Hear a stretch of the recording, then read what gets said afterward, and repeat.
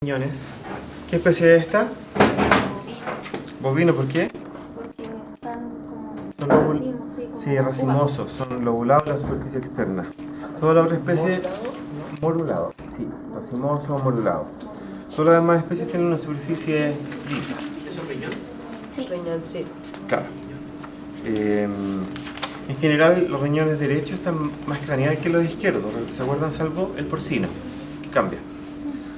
Bien, y en perros y cerdos no se podía distinguir el riñón izquierdo y derecho así, porque son iguales, digamos. En cambio, en el equino, el riñón derecho tenía una forma más triangular o como de corazón, comparado con el izquierdo en esa especie.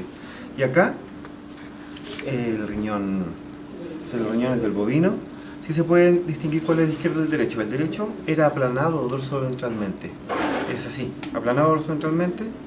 Bien, y el ilio, que es donde encontramos la arteria, la vena, ya renal, más el uréter, va ventralmente, hacia abajo.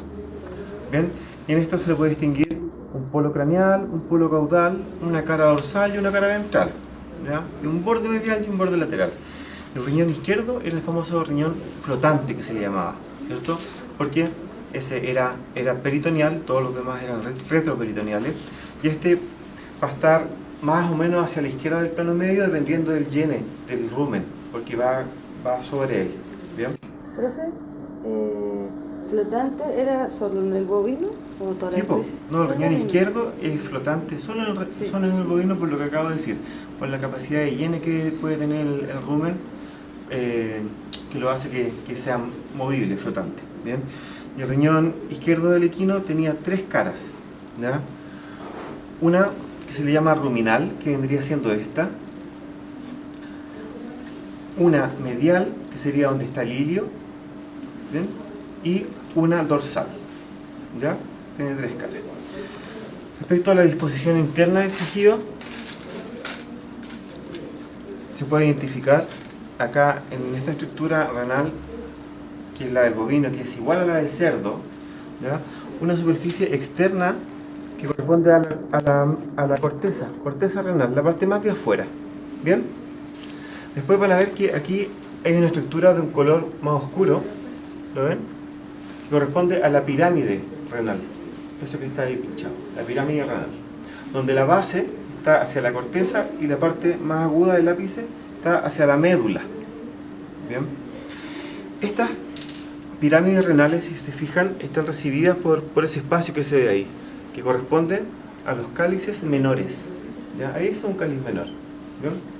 Entonces, si agarramos un grupo de cálices menores hacia un extremo del riñón y un grupo de cálices menores hacia el otro, vamos a hablar de un cáliz mayor en cada polo del riñón. ¿Ya? Eso. Después viene harta grasa acá, y el bovino no tenía la pelvis renal, que era un ensanchamiento del uréter antes de que salga, de que emerja del riñón. ¿Ya? Salvo esa diferencia, la estructura del riñón es igual interna, entre el porcino y el bovino. Y eso es renal. ¿Ya? Acá, respecto al reproductor macho, tenemos el testículo, ¿cierto? Y lo que podemos ver acá es que falta la piel o el escroto, ¿ya? Que es una modificación de la piel, ¿ya? Se pone más delgada, tiene pelos y puede o no estar pigmentada. Después viene por dentro de esa misma capa, es el dartos. Después viene la fase de Cooper hasta que llegamos acá, lo que nos muestra este testículo, que sería la capa fibrosa, la túnica o capa fibrosa. Y a esta, como tiene que ser resistente, se le inserta esto, que es un músculo. El músculo, ¿qué músculo sería ese? El músculo cremaster. El músculo cremaster. Después, esta fibrosa por afuera, por dentro la miramos y corresponde a la vaginal, pero la vaginal parietal, porque la túnica vaginal visceral es la que cubre el testículo mismo, ¿ya? Aquí yo estoy mirando el testículo, pero específicamente estoy viendo la vaginal visceral. ¿Bien? Todos los testículos tienen asociado o relacionado a él el epidídimo. ¿Ya? El epidídimo, recuerdan que acá maduran los espermatozoides. Los espermatozoides se producen en el parénquima del testículo, pero acá maduran y se capacitan. ¿Ya? Todos los epididimos tienen una cabeza, un cuerpo y una cola. que si seguimos a la cola, vamos a encontrarnos ahí con esto. ¿A qué corresponde esto? ¿Qué nace de la cola del epididimo? Conducto deferente. Perfecto. Bien, seguimos ahora. Mira, acá algo bien bueno para que lo vean, porque si ven los apuntes, por ahí hablan del mesorquio. ¿Qué es el mesorquio? Porque el conducto deferente, aquí está aislado, ¿bien? Pero esto tiene un meso que lo rodea. ¿Ya? Si tuviera esto ahí, tendría una telita que lo acompaña. Ese es el meso deferencial. ¿Ya? Los mesos son pliegues de peritoneio, ¿cierto? Pero también cuando bajan hacia el escroto, las vaginales, las tónicas vaginales, se iban a dividir en dos, ¿cierto? La vaginal visceral y la parietal, ¿cierto? Pero el punto en que ellas se reflejan y pasa a ser la vaginal visceral y la parietal, forman un ligamento, este que está a punto de cortarse, y el mismo que este, y eso se llama el mesorquio, que es la unión de las dos vaginales, el mesorquio. Bien, porque cuando uno va a hacer una castración, tú haces una incisión en la fibrosa. Tratamos de dejar esto como está, pero sin romperlo. Bueno, se hace una incisión en la fibrosa, que es esta por fuera.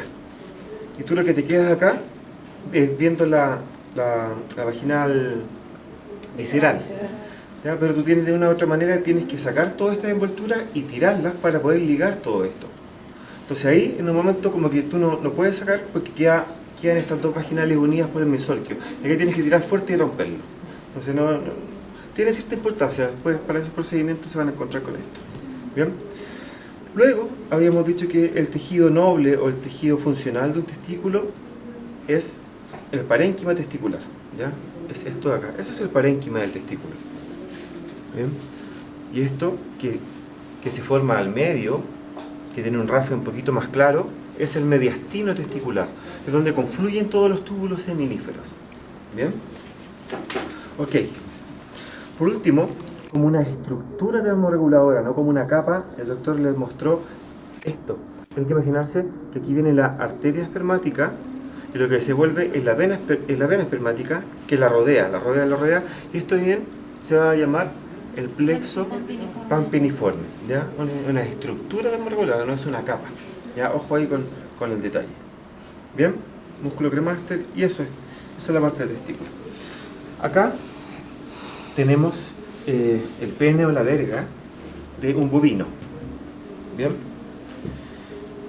ok, esto va así, es así y así,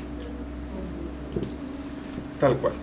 ¿Ya? Para que se ubiquen, allá está, hacia mí está la cabeza de la vaca, allá está la cola. Esta es la arcada isquiática, donde llegan los conductos deferentes a nivel del cuello de la vejiga, claro, ensanchándose. ¿Ya? ¿Cómo se llama? Las ampollas diferenciales. Esto no lo tenía el cerdo. Bien, al lado de ellas, bueno, esta es la vejiga, ¿cierto? Encontramos las vesículas seminales o glándulas vesiculares, que son las mismas. Y aquí, lo que yo podría pinchar, podemos ver que es el cuerpo de la próstata. El cuerpo de la próstata.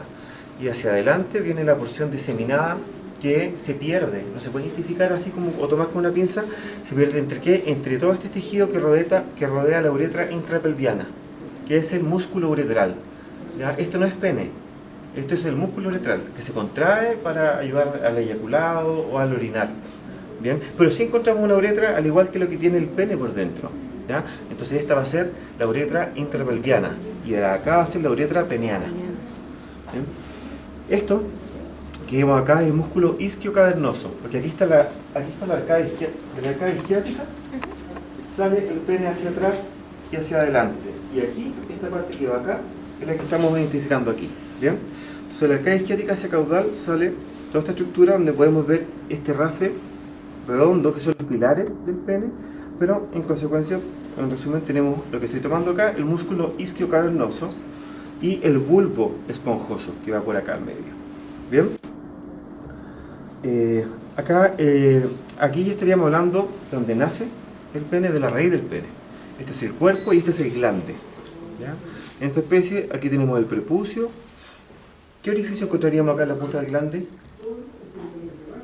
El orificio uretral externo. Bien. para terminar, bueno, aquí las otras glándulas sexuales accesorias están a nivel del músculo isquio cavernoso y aquí se ve una trabajadita, son una a cada lado. Estas son las glándulas bulbouretrales o las glándulas de Cooper. Bien, ok. Después de la raíz viene el cuerpo del pene y el cerdo y el bovino va a tener esta estructura que es una flexuosidad que se llama S peneana, la S peneana. O sea, cuando el miembro del toro no está erecto, no está expuesto, ¿cierto? La S peneana está formada. Cuando se erecta, se expone y esto se desarma, ¿ya? Y eso es por un juego que hay entre los músculos del prepucio y este músculo también, que este músculo es el músculo retractor del pene. Entonces, para que se forme esta S peneana, este músculo retractor tiene que estar contraído. Al momento de la erección tiene que dilatarse para que se pueda desarmar la S y exponerse. Creo que eso lo que acabo de tomar no es lo mismo que el frenillo, ¿cierto? No, no para nada. El frenillo es un pliegue mucoso que va del prepucio al glande. En cambio, este músculo retractor del pene se inserta en el cuerpo del pene mismo. Es que yo tenía entendido que había como 2 frenillos. No. Lo que pasa es que acá, ya pasando el equino, o sea, quizás, no sé, otra cosa es que el porcino tenga un frenillo lingual doble, pero eso es digestivo, ¿ya? Pero acá es simple, no hay nada mucho más que decir. Acá en el equino tenemos el testículo, con el epidimo, ¿ya? Con la cabeza, el cuerpo y la cola, porque aquí de la cola vemos que sale el conducto deferente. ¿Ven? Aquí tenemos el mesodeferencial que les decía. Este es el mesodeferencial. ¿Bien?